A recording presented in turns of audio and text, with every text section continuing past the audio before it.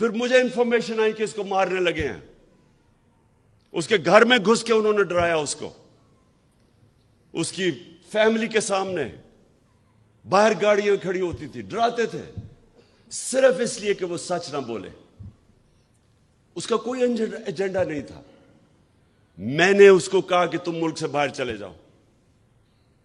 پہلی دفعہ نہیں مانا, پھر میں نے اس کو بتایا کہ مجھے انفارمیشن ہے, جس طرح مجھے انفارمیشن اپنے اوپر تھی کہ مجھے بھی وہ 4 بند کمروں میں جنہوں نے فیصلہ کیا تھا مجھے مارنے کا, میں نے اس کو بتایا.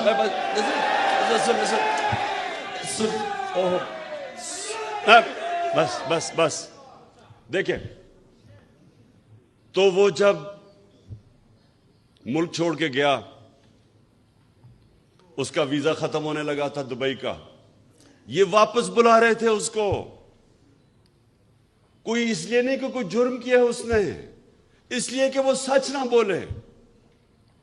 اس کو واپس بلا رہے تھے, اور وہی کرنا تھا اس سے جو انہوں نے اعظم سواتی کو بند کمرے کے اندر ننگا کر کے اس کے اوپر تشدد کیا.